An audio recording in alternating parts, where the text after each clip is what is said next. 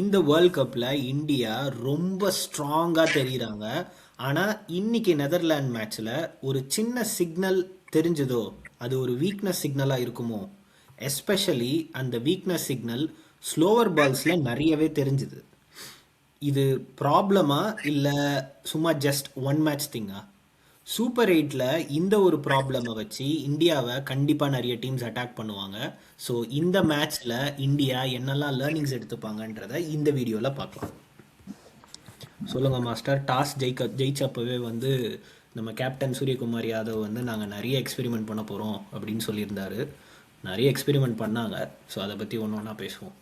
இல்லை, அதுதான் அது வந்து உண்மையிலே பாசிட்டிவ் திங். எஸ்பெஷலி அவர் கோட் பண்ணது என்னன்னா, எங்கள் பவுலர்ஸ் வந்து டியூ கண்டிஷன்ஸில் வந்து எப்படி பெர்ஃபார்ம் பண்ணுறாங்க அப்படிங்கிறத ஒரு ஸ்ட்ரெஸ் டெஸ்ட் மாதிரி பண்ணிக்கணும் அப்படின்னு பார்த்தது. I think this is the right game for an experimentation. அவர் எல்லாமே எக்ஸ்பெரிமெண்டேஷன் பண்ணி பார்த்துக்கிட்டது வந்து it's a good thing going in to the super eights. ஆமாம், நம்ம வந்து டாஸ் வின் பண்ணி நம்ம பேட்டிங் ஸ்டார்ட் பண்ணோம். பட் ஆனால் வந்து அன்ஃபார்ச்சுனேட்லி அபிஷேக் சர்மாவுக்கு it is not been the world cup campaign so far. இன்றைக்குமே வந்து 0 ரன்ஸில் அவுட் ஆகிருந்தார் ஒரு ஆஃப் ஸ்பின்னர் கிட்ட. அதில் ஒரு பேட்டர்ன் தெரியுது அவங்களுக்கு. ஆஃப் ஸ்பின்னர் இல்லை, ஆஃப் ஸ்பின்னரு என்ன சொல்கிறது, என்னையை பொறுத்தளவுக்கு அவரோட இந்த புவர் ஸ்கோர்ஸ்க்கு வந்து நான் என்ன நினைக்கிறேன், இட் இஸ் இன் இஸ் மைண்டுன்னு தான் நான் நினைக்கிறேன். He has all the shots இல்லைங்களா. அவர் எவ்வளோ பர்ஃபெக்டாக பண்ணியிருக்காருன்னு நம்ம பார்த்துருக்கோம். அவரோட இது ஸ்ட்ரைக் ரேட் வந்து 192. ஓகேங்களா. அவர்கிட்ட நீங்கள் 192 இருக்கிறவர்கிட்ட வந்து வேற எதுவும் சொல்ல முடியாது. I think it is just in is mind. ஏன்னா இன்னைக்கு அவுட் ஆனதுக்கப்புறம் கிளியராக தெரிஞ்சுது அவர் வந்து ஐயோ என்னமோ நம்ம திரும்ப 0ல அவுட் ஆயிட்டோமே அப்படிங்கிற ஒரு இது வந்து அவருக்குள்ள போயிடுச்சு. அந்த ப்ரெஷர் தான் எனக்கு தெரிஞ்சு அவருக்கு இதை ரிஃப்ளெக்ட் பண்ணுதுன்னு நினைக்கிறேன். ஐ think he just needs to free up his mind and just play normally. கொஞ்சம் வந்து மேபி காம் டவுன் பண்ணிக்கணும், அவ்வளோதான். ஆமாம்.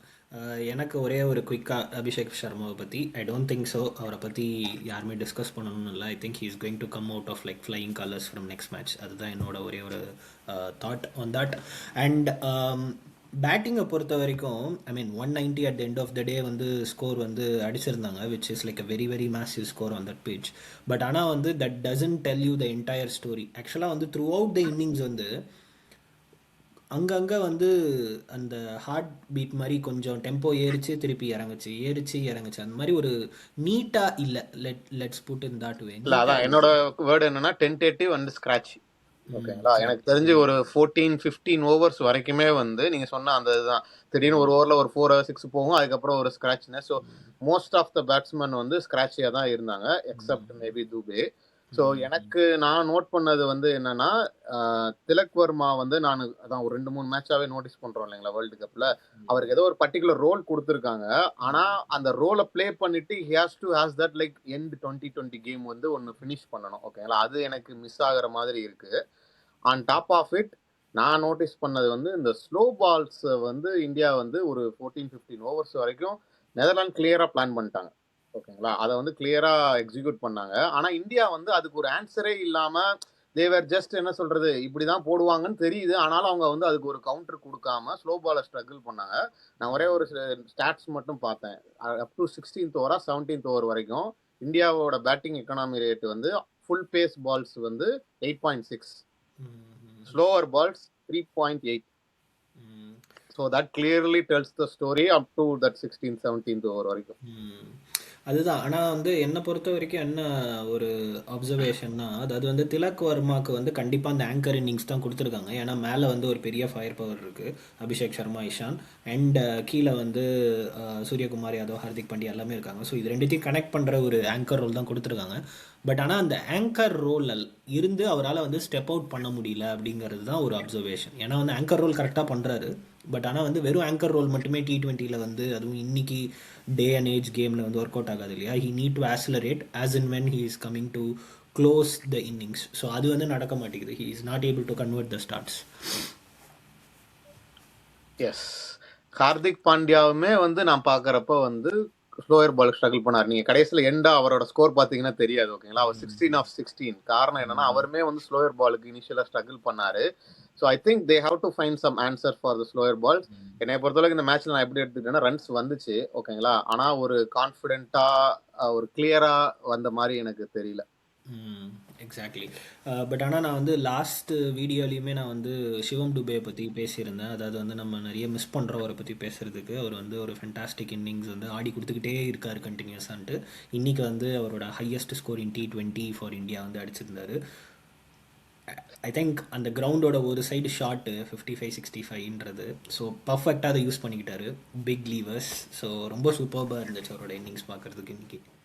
ஆமா இல்ல அதுதான் நானும் நோட்டீஸ் பண்ணது என்னன்னா அவரும் ஸ்கிராட்சியா தான் ஸ்டார்ட் பண்ணாரு கரெக்டா. ஆமாம், ஒரு ரொம்ப க்ளோஸ் கால் ஒன்று கிடச்சிது, அம்பையர்ஸ் கால். ஆமா ஆமா ஸ்கிராட்சியா ஸ்டார்ட் பண்ணாரு. நம்ம அதான் அவருக்கு வந்து இவ்வளோ 30 பால்ஸ்லாம் ஃபேஸ் பண்றதுக்கு இவ்வளவு நாள் சான்ஸ் கிடைச்சது இல்லை. இன்னைக்கு கிடைச்சது வந்து பர்ஃபெக்டா யூட்டிலைஸ் பண்ணிக்கிட்டாரு.